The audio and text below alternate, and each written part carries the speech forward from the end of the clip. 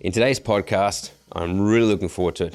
I get to sit down with Natasha from Regal Homes in Canberra, and she's been on an amazing journey and definitely what I would call a one percenter. Someone who is every day looking at where can I improve the business, herself, upskill her team, lead her team, and create a better client and customer journey. So please sit back, enjoy this, get your notepad and pen out. It's going to be an amazing one. Tash, I want to say a massive thank you for making time to come in here and hang out. My pleasure. If we can make this a regular thing every 2 years or less, yes, but not more, okay, then I would appreciate that. I'll do my best. So I wanted to, we've podcasted before and we talked about some of the journey up until that point in time. Today I wanted to dive into some of the things that our team have continued to notice in you and the business and how you help your clients and how that's developed and matured and grown. Yeah, that's what I'm really excited to jump into with you. I think there's so much great stuff to come out of that. You have to remind me because I forget. It'll be fun. You know that fine. thing you said when you did that? I'm like, oh, yeah. That's right. Well, maybe if we jump into the last 2 years, just in terms of a rough picture to paint, what have the last 2 years been like since we last sat in these chairs together? Okay, so where were we 2 years ago? Where was I? I just rebranded, hadn't I? Yeah. So we just rebranded. I'm still finding my feet with running the business myself. Still am, really. Like it's an ongoing thing. But I've got some really big lessons out of the last 2 years, which you just tend to grow on. So that we've really been focusing on just getting our workflow more organised, and we've been really just trying to claw back, which we have. Yeah. And working like as a company, like from where I sit, it's really been about coming into my own and doing things my way, which I wasn't convinced I could do and get away with it. Oh, yeah. And what do you mean by that? Because that's interesting you say that, because I know you and I have had lots of chats over the last few years and you'll have a new idea. And I can imagine you couldn't just take everything you wanted to change and go, all right, we're doing it all at once. That's not possible. Yeah. How have you gone about selecting what and when to put things in place, when to change certain aspects, and when have you held back on something that you want to change, but you've had to delay that? And what have been some of those things? So the first thing was really about getting our plans more reflective of the company we are today. Yeah. That's obviously still an ongoing process because that's a really big undertaking. Huge. And though we have standard Regal designs, we're not cookie cutter in that I think we've built one house exactly as per the original plan. The rest we need to tailor to suit the family moving into it. So every family requirement is different, and so we adapt our design, our inspo design, to suit the family. So a lot of my time, like we spend a lot of time when we bring new plans out to really think daily living through in a home. Like we don't just, that goes there. Like I'm fussy about the size of the shower and where the butler's pantry is, and is there easy access from the laundry to the kitchen, because that's backwards, forwards. So although like there's a heap of different things we look at in a new design, not only the designs we're creating for ourselves, but also what we're creating for clients. So I probably should create a checklist because that would be easier, but it's a time thing. I'm going to write it down next time. Perfect. Next time I go through it and what I'm thinking, because it tends to be the same thing to make sure it's a really livable home. Yeah. So that process takes a long time. And because we've been quite quite busy, it's hard to find time to develop our Regal designs. And we're probably still 50-50 with our Regal designs and our custom, like full custom homes. So that is an ongoing project that that we've been working on. On that, have you noticed there's been a shift in how families live? There's a whole lot more talk about having parents or room for adult children in the last few years since prices have gone crazy. Yeah. And that area of multi-generational living. Yeah. Okay. Yeah. So we're all about looking at a home. Like if we may have a family with young children come and they want to be nice and close to their kids. I'm like, you probably will want that for the next 2 years. Yeah. Maybe 3, 4 at the most. And then a little bit of separation is good. So we look at how we can design their homes so they've got those flexible spaces that you can have the option to have young toddlers and little humans close by. Yeah. And then have room for later. So how can we make a flexible space usable for different times of life? So I really want to unpack this further because this I do believe from what you've shared with us and what we've observed is one of your many superpowers. But so we don't get off track, coming back to focusing on some things that you've really worked on over the last 2 years. Yes. What have been some of the focus areas for improvement? Because you are someone who's, I can do it better. Let's do it better. It can be done better.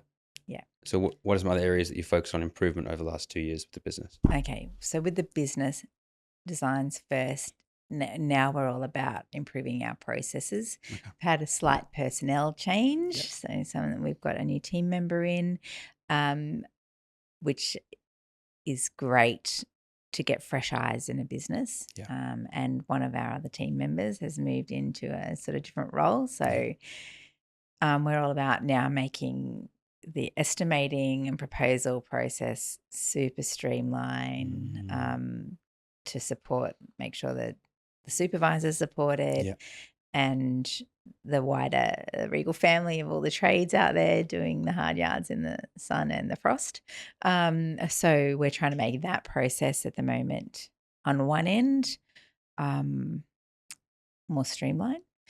And also in our marketing material, I guess we have a lot of guides to how to choose a block of land and what to think of when you're building in the country. So things that we find really helpful for people when they're looking, because we get inquiries at all different stages. People come to us without a block, and so this is what we want to do, just so they can work out how much land they've got to put on to spend. So that process and creating really seamless brochures so everything looks a bit streamlined is another focus that we have at the minute.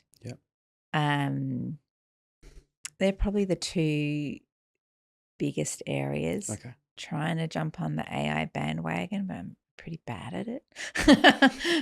I'm sure I'll get better. That's why the chat that's going to be coming up over the next few days will be useful for that. Okay. And just streamline every process. So we've had we've got a new architect. So we've got 2 different architects we work with as well. So refining that system we're really about now refining. And because I'm very, very hands-on in the design and proposal part of our big process, making sure that's as streamlined as possible, because we've got a really good marketing company who just thanks, guys.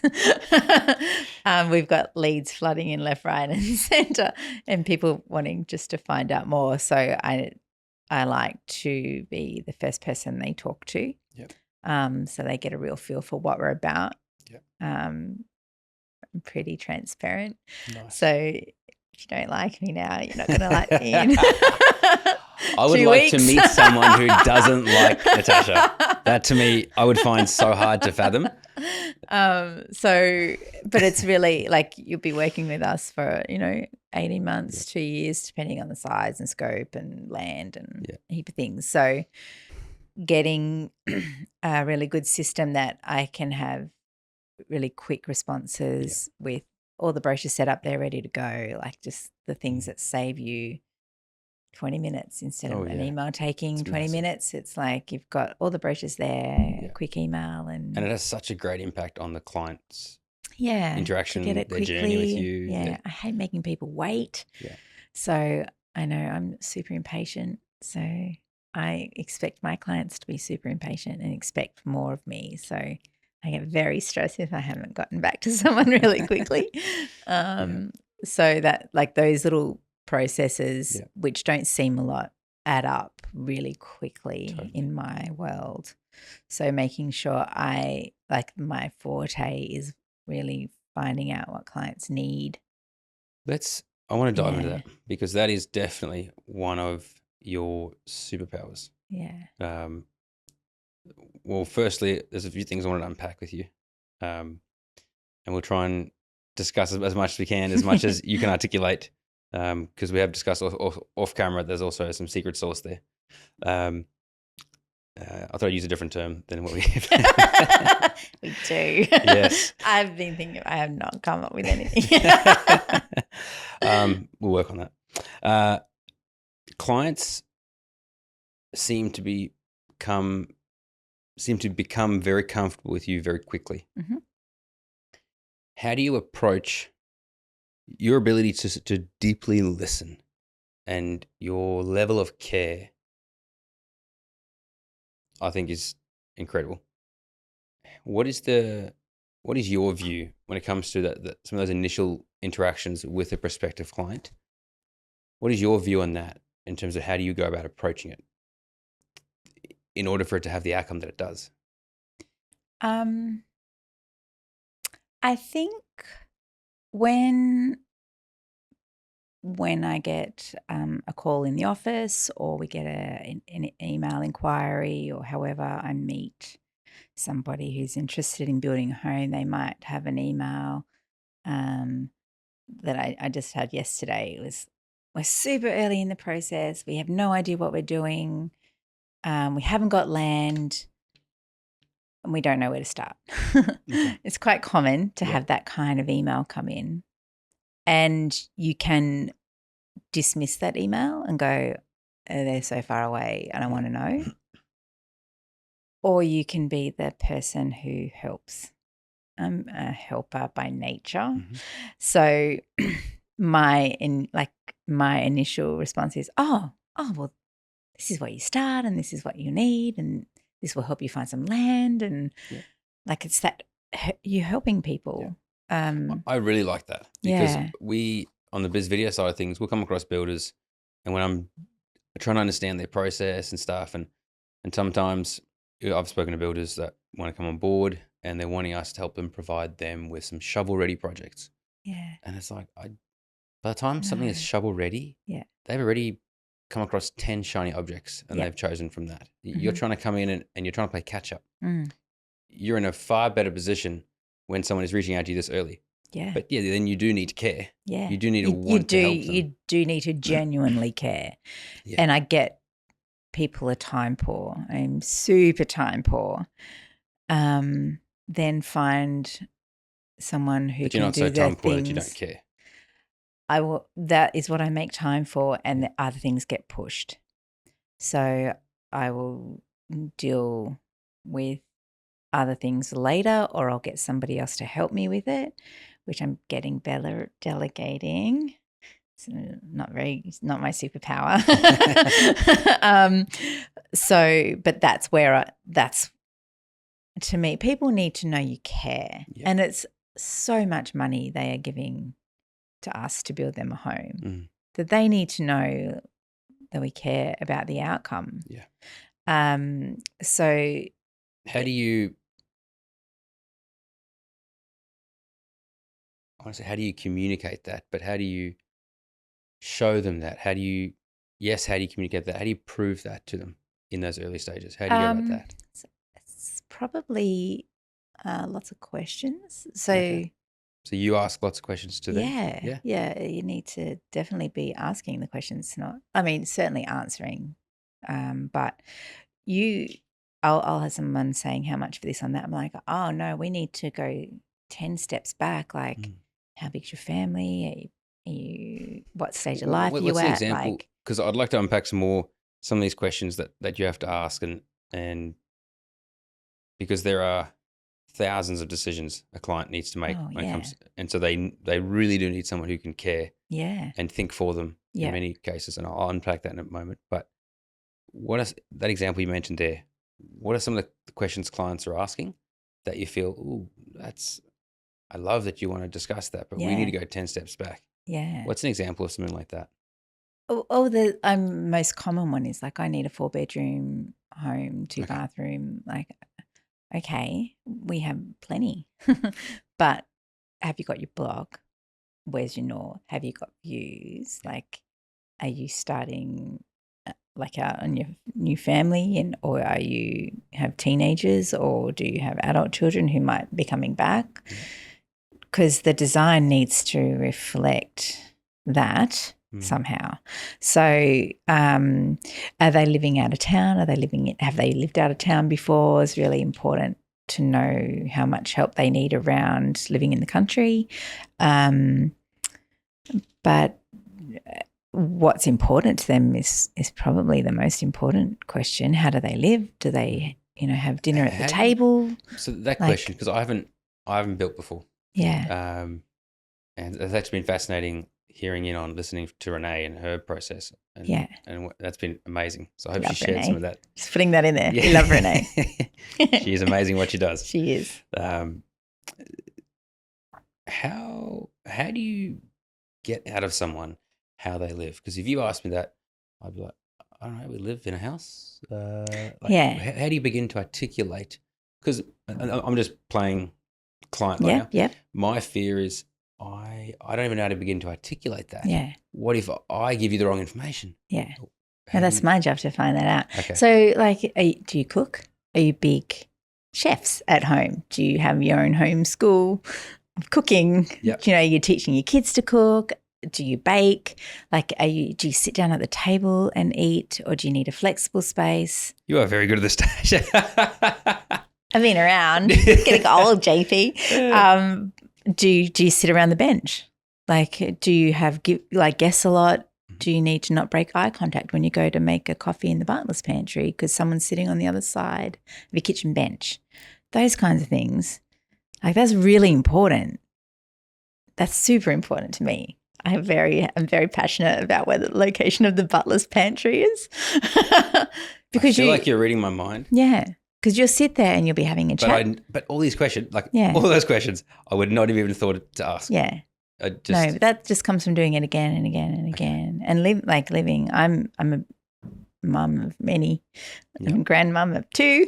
So having that, not losing that contact with the kids sitting on the end of the bench, like on the other side of the island bench when you're cooking dinner, you're going in and out of the pantry. If you sort of disappear behind, you lose that contact and the conversation gets stunted, like just stops and starts. So that's really important, like that kitchen space. Do you want to look? Would you help us design our home up here? Of course I would. Of course I would. Of course I would. Yeah, 100%. Thank you. One day we'll definitely. Yeah, when you do, you come and talk to me. I'll annoy you, builder. Once we're out of the little people phase. Yeah, we can, for sure. Because I imagine there's also a challenge there if someone comes to you with very little people. Mm-hmm. How do you design a house? The concept of a forever house. There are constraints with that. Yeah. One, you can't just design it for now, even though there are great needs now for a young family. Yes. Versus teenagers versus beyond. How do you take all of that into account? So, say you've got some little people, maybe one on the way with a H on the end. That sounds familiar. If you've got little people, you can stack them in a room for a while. Yeah. So, and when I mean stack, obviously not bunk beds with little people, but you've got your room, Depends how little. We had bunk beds, don't you worry. We had 3 sets of bunk beds and they were all full. So you can have a space next to your room, which may turn into a study or a retreat or something else down the track. Okay. Obviously, this is completely dependent on budget. Totally. And case by case. Yeah. And that room for the time being is a nursery. And then as those little humans get a bit bigger, they don't want to be near mum and dad.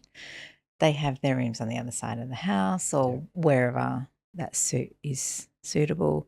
If you're designing an area for them, you don't want it so far away that you can't see. Yep. Super important, especially when they're little and even more so when they're bigger.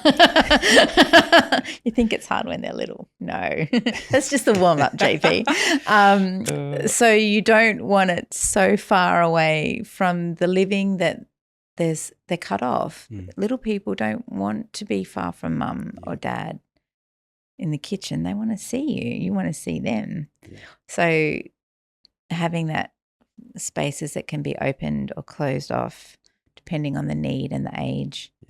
Because, the older kids want to close off but you also want to see what's going on in there. So that comes down to having a really good architect to work with as well who understands the importance, and the architect is really important. We have 2 who are very, very good at what they do. So they're very easy to work with, and it's not about what they want, it's about what our clients want. That I love to hear that, and a lot of builders would love to hear that. How did you go about finding architects like that, and how did you go about establishing a very clear relationship, outcome based or culture with them as to this is what we are collectively working towards? Let's be clear on that. We happened upon one of our architects we've known for decades. He's worked with us for a long, long time on and off at different points in the career life of Regal Homes. I haven't been there when I was away with having my own children, and he was on board then and came back again later. And the other one, we were with a client who had gone to this architect, and he was really pleased, had a very holistic approach to building a home. His wife's a landscape architect. Okay. So they're very much about the whole home, surrounds, gardens, and that's, music to my ears because I'm very much this is your family home. You create a little oasis for you and your family that you can enjoy with your friends and family, and the inside should flow out and vice versa. I really love the biophilic outside in approach to design. So we just happen, again, you're looking and listening to what people are saying and what people are coming back with. You see when people bring plans in, you can go, this makes no logical sense that a family would live here. This is... And that's when they bring plans from somewhere else. And people do that all the time. And then we take it with my little green pen to Good try choice of colour. to try and just make it a little bit more livable sometimes. And other times we get great plans in. So it's the experience of the architect perhaps, or their focus on... sometimes that's a reflection of the clients, obviously. Other times it's not, and we have people come to us and go, we've had so much trouble trying to get our architect to listen. And so then they come and we just fix it or start again sometimes, which is unfortunate to waste that experience and have them already feeling like they haven't been heard. So that's How do you establish whether they feel heard? Because we've done they'll tell me several. Okay. Yeah, they'll 100% tell me. For being with other people. Yeah. But once they've worked with Once you, I check constantly. okay, Is this what you're after? Are you happy with this? We're Yeah. not moving on till we've got it right. I don't care how many times it takes. Yeah. And we're not talking overhauls of designs. This kitchen isn't quite working the way we want it. Yeah. Let's have another look at it. And we will keep going until we get it right, because I don't want them to wake up in the middle of the night halfway through construction going, I wish I'd said something.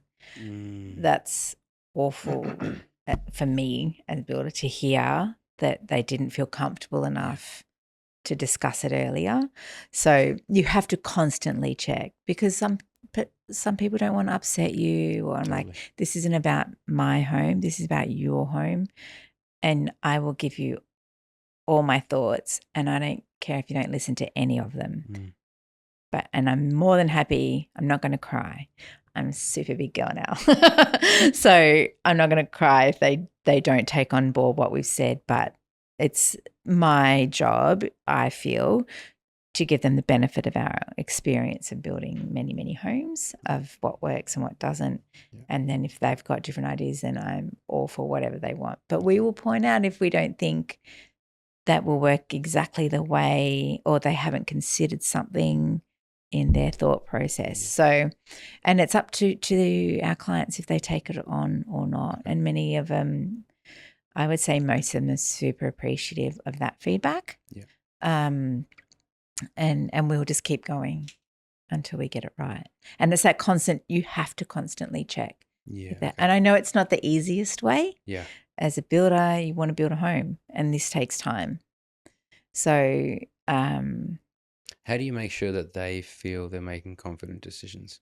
Because, again, I'm just going back to, in my head, my thought is, I'm worried about signing off on that plan and everything because I can't fully comprehend it. Yeah. So on occasion, we've got, especially for people finding it really hard to visualize, we'll get renders done. Okay. So you can have a clearer understanding. Yeah. Certainly, if they're not sure, we give them heaps of opportunity. So I had a lovely, lovely couple come to me with a floor plan already designed. Yeah. All approved, completely ready to build. And they weren't sure on a few things, and I don't think they had any comprehension of how big their rooms were. They were massive, and it appeared to be a shortcut because that was the easiest way, but you don't need a 6-meter long bedroom, like minor bedroom, which they had. And I'm like, so I took them to one of our homes under construction and went, this room is 3 by 3.6. Your room, like I think it was like 5.5 by 3 meters. And they were like, oh no, no, that's way too big. Yeah. We completely started again. Yeah. They actually ended up working off a design, one of our Regal designs, and tailoring that because they were super happy with that home. Amazing. And the sizing. We just needed to make the family room a bit bigger because they have a really big family and they entertain at Christmas and birthdays and need that outdoor connection again. Yeah. So, but that was like everything was approved. We could have literally quoted it up and started. We've delayed the process because it was the right thing to do for them, not the right thing to do for us. Mm-hmm. We're builders. We want to build. Yeah. But it's the right thing to do for them. And I can't tell you how much they appreciate that we stopped for a second and went, do you know how big this is? Because they're looking at lines on paper. They have built a couple of times, but they still had no comprehension of how big this home was, which is far bigger than they needed and wanted. But it kind of, So, so it's about taking the time that does delay the start of a build, which I'm super aware of the importance of cash flow. Yeah. But at the same time, the reputation you get for helping and understanding and listening. People now come to me because I'll give them advice, not just go, yep, that's fine. Are you happy with that? Tick. I want to make sure they're happy with that before they tick and sign it off. And that, yes, delays, but also brings in a ton more clients who want to build with us because we take the time, which is really important. Absolutely. Absolutely. You mentioned this couple had designs done, they were approved, and they came to you. Why you? Have they expressed why they came to you? Or? I'm trying to think how they found us. I can't. I'm not necessarily how they found you, but why? Why? Why they chose I think because I took the time to explain to them their design they've already got approved and went, this is really big. I don't know even if they went anywhere else, to be honest. Surely they must have. They kind of just come and gone, yeah, sure do. It's a lot of money they're spending, but they I find that to be pretty haven't common. Gone anywhere else since, which is good. Yeah. And I find that to be a common situation with you. That people come to you. We still get people go and come. But a large majority come and talk to you and they don't seem to go elsewhere. Or if they do, they come back. Yes. Yeah. We had a lovely couple come in and then came back a year later, had gone to another builder, gone through with another architect, spent a lot of money, was super unhappy and came back. So they're just adorable people. They're lovely people. I'm so glad they came back. Me too. Because the lady in the relationship was not happy with and felt railroaded and on the ganged up on, not listened to. So it was really, she started crying, good cries, because I was asking her questions about her kitchen. I'm like, what? I need to know what you're after. She's like, she struggled to get her wishes across with all the people she'd been dealing with for the year. And here you came asking all the right questions. Yeah, she literally started crying, and I looked at her husband. I'm like, he's like, no, that's good. Like, oh, good. You just have to spend that time. Yeah. There is no way of getting around it. But again, it comes back to you have to genuinely care. You do. To sit and take the time to ask those questions. And not just, do you want an You island want bench or do you want to, okay, cool, move on. Yeah. Where do your kids have breakfast when you're cooking and making sandwiches in the morning? Are they at the table? Are they across from you? Do you think you have an advantage because you are a mum and a grandmother and you have a sixth sense of the flow of a family? Yeah. I mean, you can't not. I mean, you can, I guess. But maybe that's why it comes much easier to me.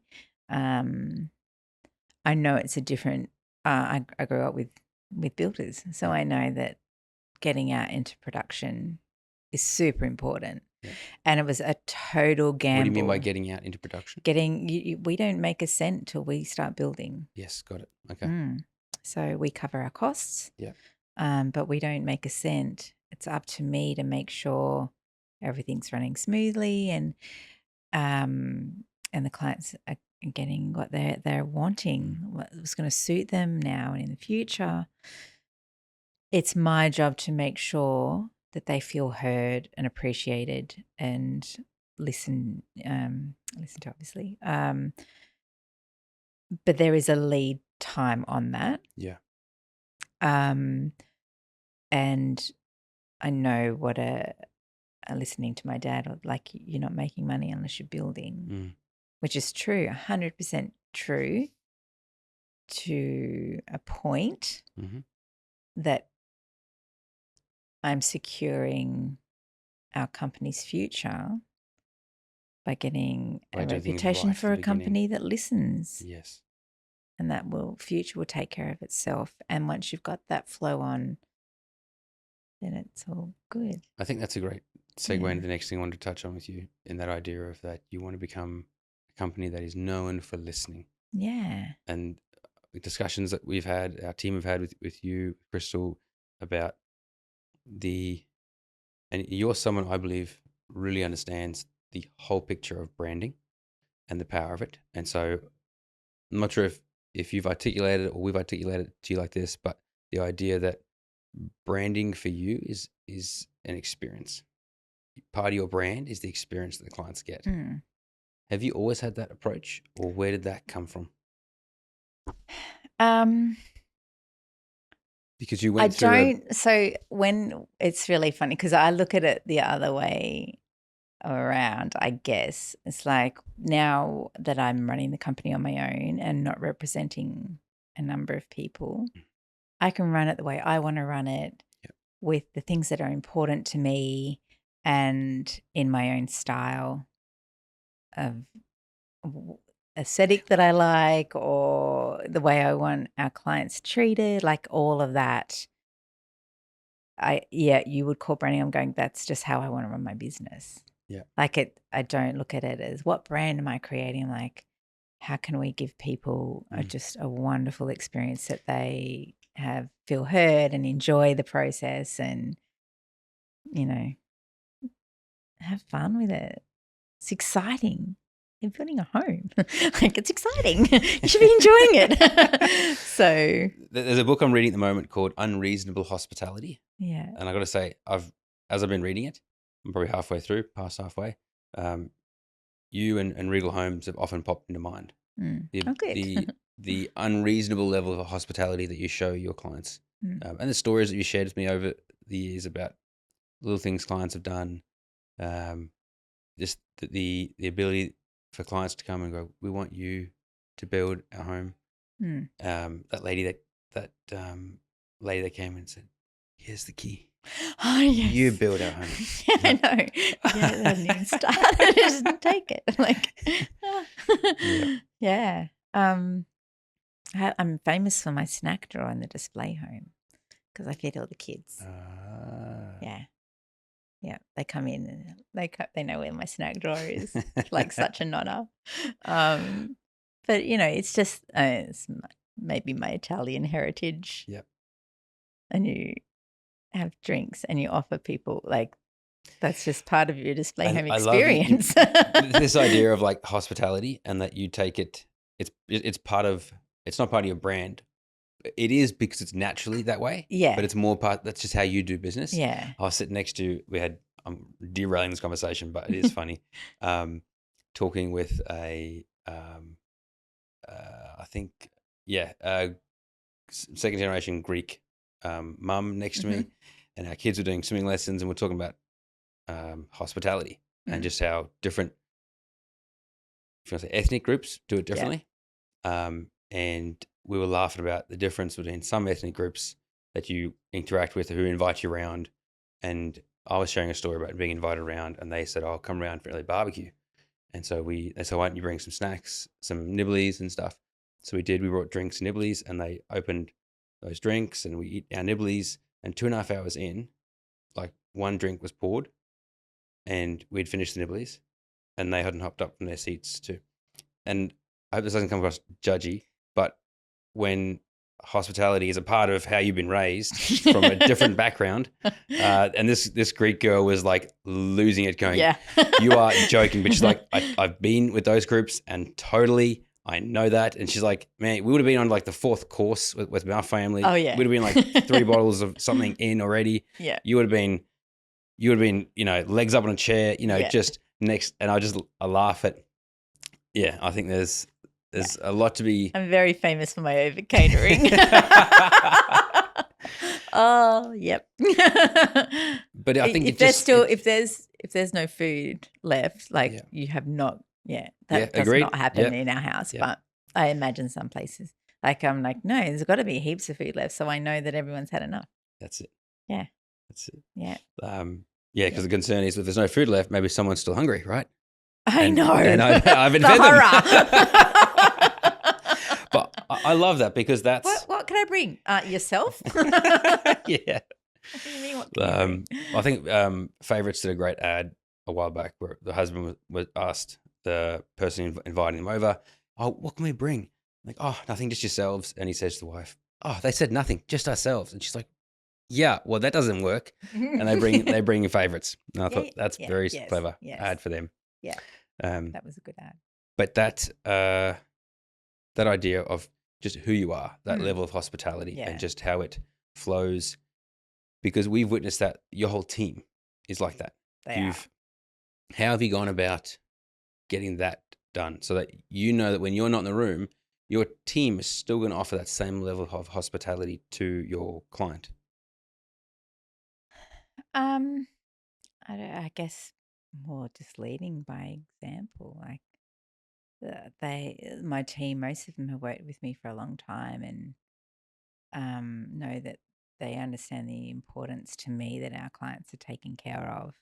So they just, I can't imagine them not doing that. But that, I guess uh, it's almost like the old teach the new, you know, that level expectation is set. And because my team is so on board with it, if you didn't do that, you wouldn't last long. You wouldn't want to, if you didn't pick we're up on quite the cues annoying. around you fast enough. Then, We're quite a huggy bunch. If you don't like that, well, my husband comes in and he's like, "Yeah, this is not normal." Not from his how most environment. workplaces behave. Yeah. I'm like, that's okay. I'm okay with Because that. that's how we behave. That's how we behave. Yeah. And that's how we are. And honestly, if you don't like it, you don't have to come and be a part of our little gang. Like, how does that play out? Give me a scenario, because this level of hospitality that you show your clients, halfway through the project, you're still showing it. It's not as though, we got them on board, or now we're going to just forget about we them. don't care. Give me an example of how you continue that consistency of hospitality during the build or after. I guess it's just the welcoming nature of my team. And they're like, "Come, we'll meet you out on site, or we'll go through this whatever with you." Or I go out during pre-sheet. We meet with the electrician and I make sure they're getting, it's a good touch point, because I'm very intensely involved in the pre-construction, getting sort of through the design and making sure their inclusions are right and all that. That I can't obviously stretch myself through construction as well. So I have an amazing team who are super approachable, that carry that for me. But I also appreciate we go through and do a big walkthrough with the electrician and the supervisors. Pre-sheet being before we plaster, Plaster, So we put all their, mark up all their PowerPoints and light fittings, and like if they need bracing in the walls, like what are you going to do here? Like that, once they see it, they have more appreciation of where things will need to go. Yeah. So that's a really good point to touch base again, and they'll ask me all the questions, and so many times I'm the referee, and that's really hard. What do you think, Tash? Well, I love what you've said here. You both have wonderful ideas. I love you both. You're both my favorites. But that feedback is valuable to them. And I will more not tell them what to do, but pose the question that will hopefully lead them to their own answer, as opposed to, you should do this. How are you going to come into the house? You're coming through the garage, coming through the front door. Like, where are you going to set down your stuff? Like all those, getting them to think about, knowing, giving them the ability to make a decision because they've gone, "Oh yeah, I didn't think about that," rather than tell them what to do. So that's a really important point there that shows it. I still follow everything that's going on, not in as much detail as up front, but we meet once a week and go through everything. I know where all the homes are out under construction, and but that's a really nice touch point to go back. And then I also go back at the end of construction and hand over their home, and but my team certainly carry the torch for me because it's just the way we are. If I dig a bit deeper on this team aspect, one thing that I really admire, and it wasn't a surprise because I know your character, the situation last year where someone in the team wasn't playing ball and was making it hard for some other team members, and you chose beautifully to back your team rather than this individual, and they were a very necessary part of the team. Yep. How did put a massive spanner in the works? Yes. How did you navigate that in the sense of it would have been a hard decision knowing the ramifications of saying very hard decision. You need to leave? Yeah. Because you chose to back your team and chose to I think it's beautiful the way you went about it, but it added a lot to your plate. Consequences. Yeah. It added a massive workload to me, but my team all stepped up. Every single one of them offered to help in whatever way they could to fill that hole while we had it. You just need to care. You should care about them and their families and their lives, and they wouldn't be working with us if they didn't feel the same way. Most people have worked somewhere else and maybe not gotten the care that they now get, or they're not used to it, or they've worked on their own, or and the value of working in a team who, we had 4 homes to hand over in 2 weeks. It was intense. And all the team just jumped in and helped and did what they could to help us get us over the line. So naturally, if I'm feeling stressed or pressure and it's more pressure, everyone's like, how can we help? Because I think that's fantastic. But forward to them as well. I strongly believe it's come from your leadership, and because they know that you have their back. Yeah, they're willing to step up. Yeah, and they have. Every headwind we've faced, they are there. And there's been some substantial ones. I don't know what I did right, but I appreciate it every day. Yeah. And the amazing thing now, I feel like the team you have now is awesome. Just every single one of them. Awesome. Every single one of them. Yeah. They are just what we do, and I'm sure I'm no island, that our days are long and there's fires to put out every 5 minutes, and you have to deal with situations you don't want to have to deal with. And so to have a team that work together who are there to back each other and to back me and I back them, it makes it all doable and enjoyable. You've always got someone there to help no matter what it is. Like someone will put their hand up to help. And that's you spend so much of your time in your life at work that you can go to work with a team who care about how your weekend was, or how your sporting team went, or whatever it is, like that they care, and it makes your days I find that so much better.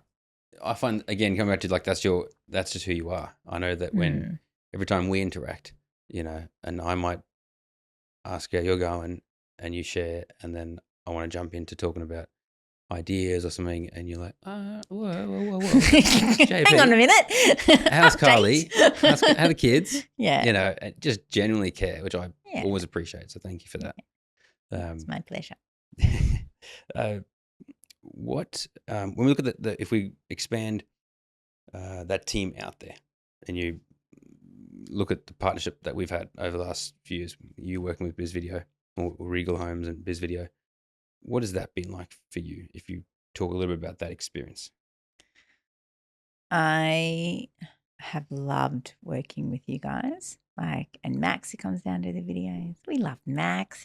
He's a legend. He is.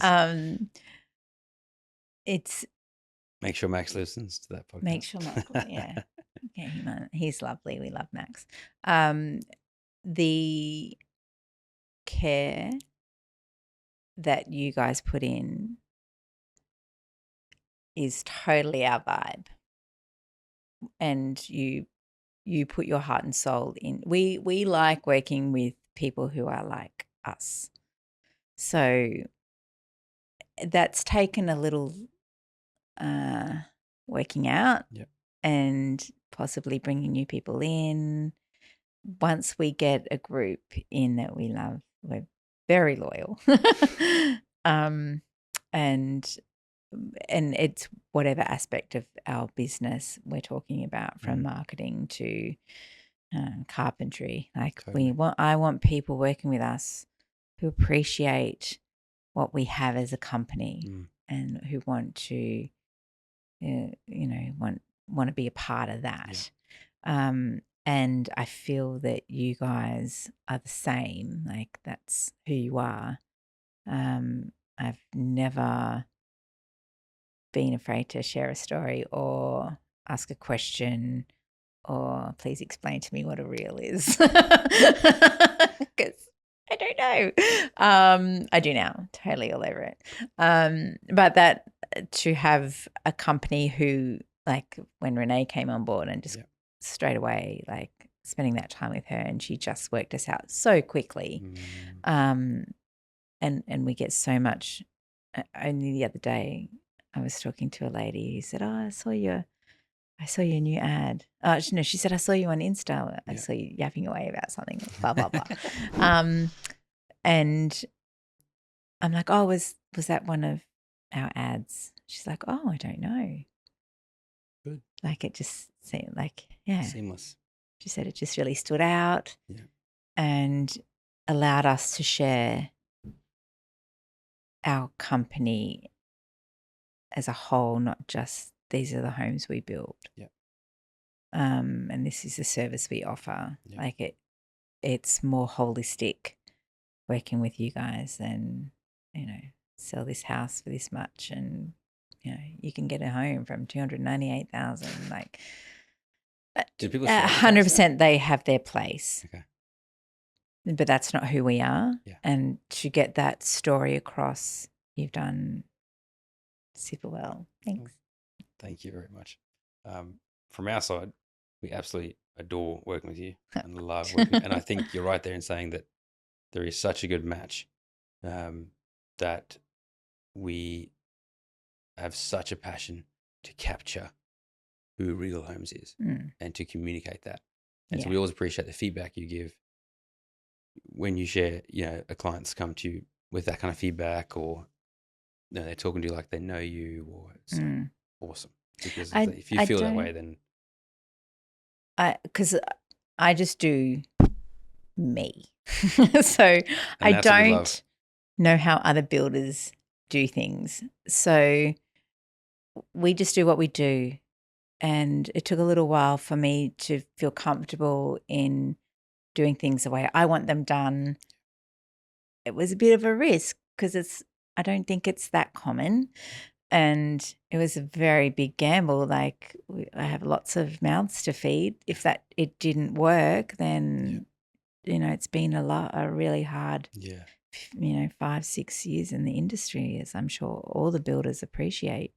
So it was a very big gamble for me to go, no, just do it. And you were part of the reason, and your team are like, no, Tash, like, keep going, you're doing good. And no, that's amazing. I'm like, just what I do. Like, it's not that amazing, JP. You're like, no, it is. I'm like, okay, if you say so. But having those people around me who were like, no, this is different, and this is really good, and good for the industry and good for our clients, helped me go, okay, I can let loose and do what I do.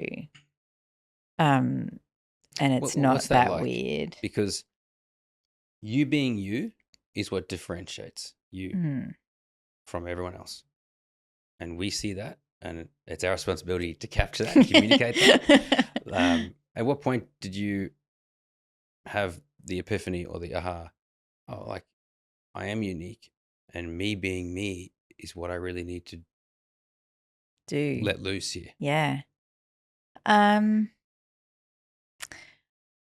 can't remember I have a very bad sense of time because I'm so busy.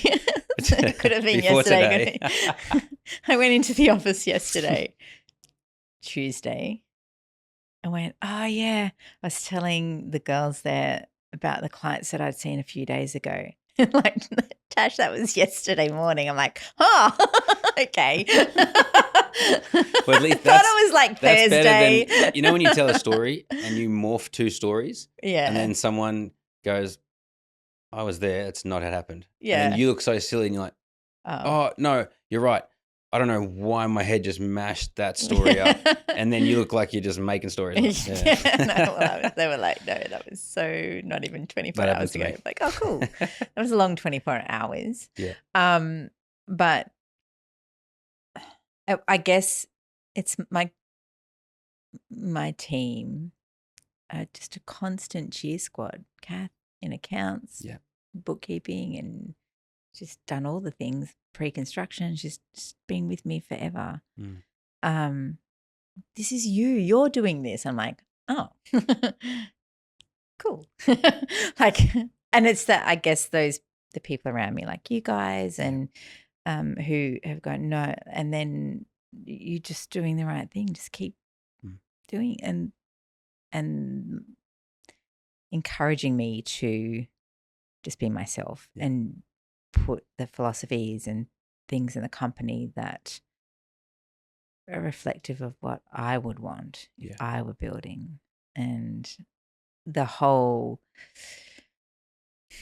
making my business an extended family, they are to me. Like, I'm still keeping contact with a lot of my clients. And so that feeling was just encouraged, I guess. And then I started seeing the results from it. I went, oh, what have been, okay. When you say results, what do you mean by that? We're doing it. Just comment, like it might be a passing comment from a client. Yeah. And to them, it's nothing. I remember it was something about an inclusion, and I called them and I was asking him something, and it was a big decision. I can't remember what it was now, but all I remember is her going, I trust you, Tash, just whatever you think. I was like, why? Why do you trust me? Like, I was blown away, and she just kept talking, but that made such an impact, and that happens a lot. No, trust. We trust you, Tash. What do you think? Like, what do you think? I'm like, yeah, or whatever Tash says. Yeah. Had that one a lot.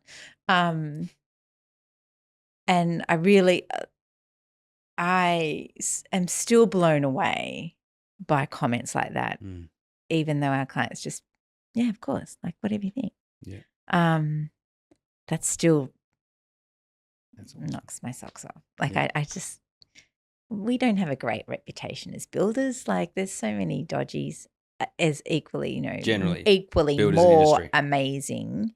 Right. Yeah. Okay. Yeah. In general, like, not Regal Homes. We're not Regal Homes. And not a lot of builders, and a lot of builders are impeccable. Yeah. But there's always the few that ruin it for the whole. Mm. That can give us bad rap, as a builder, and so especially since COVID, the uncertainty of putting so much money into a company, whether they're going to be here, in a few months, or there's so many awful stories that you hear of builders who just couldn't make it through, and people being left, heartbreaking. To have people throw away, oh yeah, I trust you, Tash, like whatever you think. That's Like massive. that just means so much to me. Yeah. Like just whoa, okay. So it makes you want to do better. Yeah. And all the time, how can you make it better? I love that.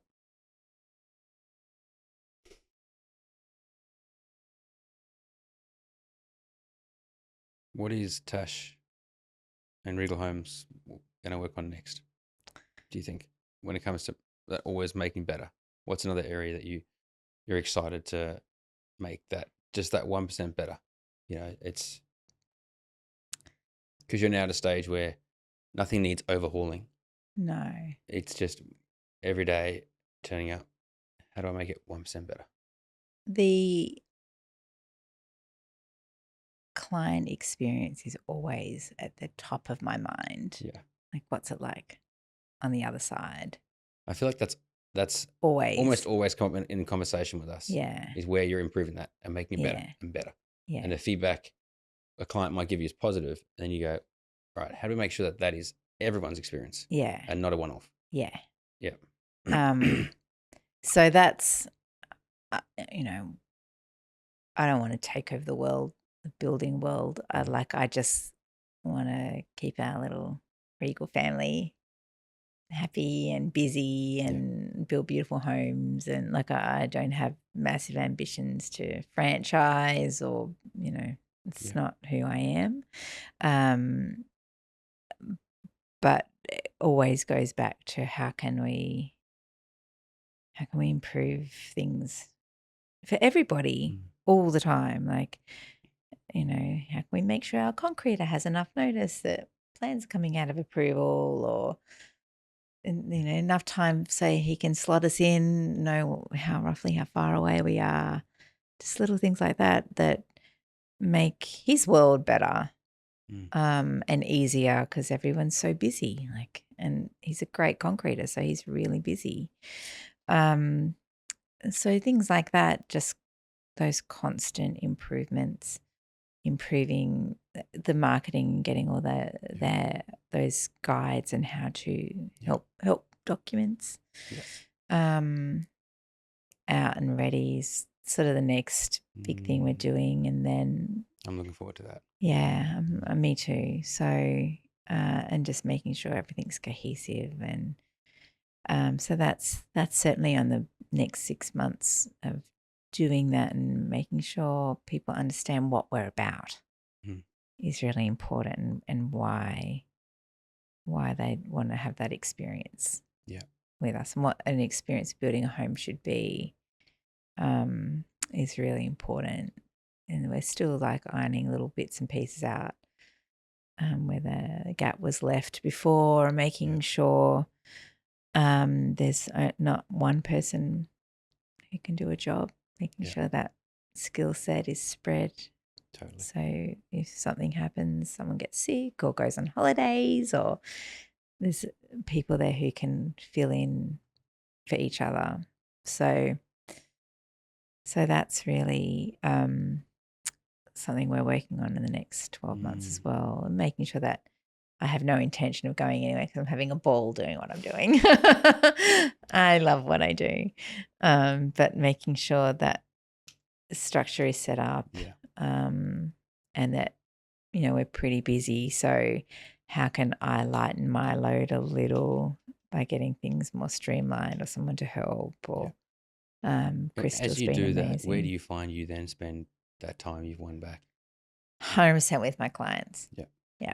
Or on site, getting out on site to see the construction crew more, the guys building the homes and girls. True. Yes. You have a very strong team. There's a few questions I wanted to ask, but maybe just one Mm-hmm. in terms of leaving thoughts to share with our listeners and builders out there. What advice for builders wanting to improve what advice would you have for builders that are wanting to improve their customer experience? Just listen. Just ask question after question.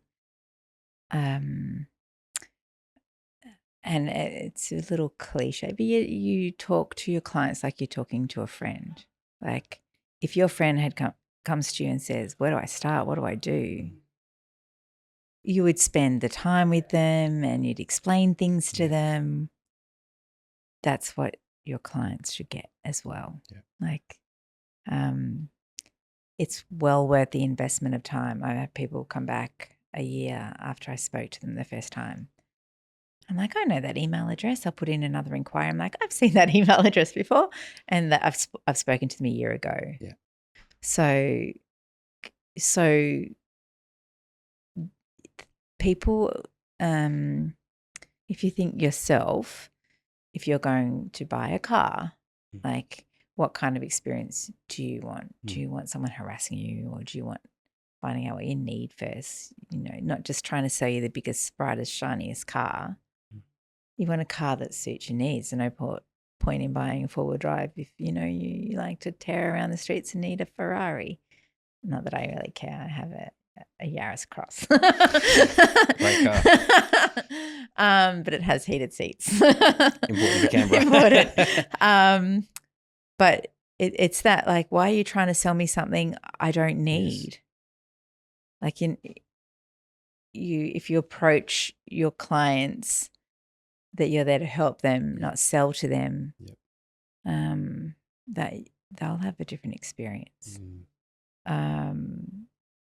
So, we have some clients who can afford whatever they want, but that's not, and I could have, flogged. That's not who I am. I don't like, what are you after? They build a rectangle, like the top of a hill, amazing views, but they could have had, but that's what they could have had, so much more if they wanted it. They didn't want it. So why? You're not doing yourselves any favors by just trying to upsell all the time, because that reputation will go with you if you create a environment that's pressure for more. That's the feeling your clients will pick up. Like, I don't. Obviously, it's important to us that the clients can afford what we're putting together for them. You have to design whatever it is to what they want to spend. But never would I just, you should get that for my benefit. That's, you put your client first all the time, and that will take care of itself. It takes time, and it takes time to get a reputation for doing that. But that's, you can't buy that. You can't market that if you don't have that. Yeah. Like, so for the on that yeah, point there, because that's something we've worked really hard with you on from this video perspective. Is you are going about doing things the Tash way, the Regal way that you are defining, and we've tried to help you communicate that. How long did it take until you started to see the impact of us helping you communicate that, and what was the impact? how long? 3 years? 3 years, yeah, just over 3 years. I would say probably 2 years. Canberra is a big country town, really, and a lot of people work in the same department in Canberra.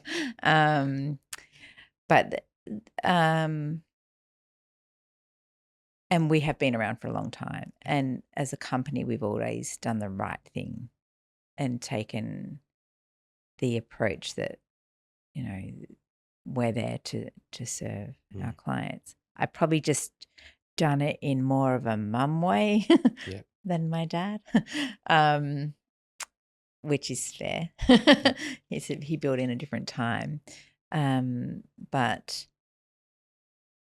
I would probably, it's probably the last year I've noticed more comments on, and probably as I've relaxed with it more as well, and I'm just going to do me. Yeah. And if that works, excellent. If not, I'll get a job in the public service, which I could never do. I'm too annoying.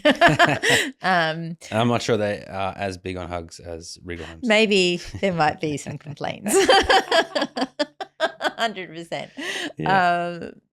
But it was certainly a gamble. My dad always has said, and to this day will say, you're gambling against your own ability. You know, you're putting it all on the line, and if it works and you do the right thing and you look after people, they'll spread the word. And we've already got people coming back for another home or referrals, or, you know, we just handed over a home last week, and lovely man. I've referred 9 people to you, Tash. I'm like, okay, thanks. I won't say his name. But yeah. Yeah. That amazing. was lovely. Like, you know, that's what it makes me know that I've done the right thing. Yeah. And it lets me know that I've done the right thing when you get that. But that does, yeah. Now I guess people are coming to me as opposed to knowing Regal Homes Mm-hmm. and a good reputation to build a good quality home. Yeah. Now I've started to notice, no, we've come because we want your advice, which I still am blown away by. Like, I don't know. Cool. That's excellent. Okay. Don't want to lead anyone astray. But that, I guess the shift has been now they're coming to see me because someone said, come and see Tash because she'll take care of you. And that's a really nice comment to hear. Someone said, so-and-so, I said that you'll take care of us. Like, 100% I will. That's how we roll. So that does, yeah. I reckon it's been probably 2 years of me dealing with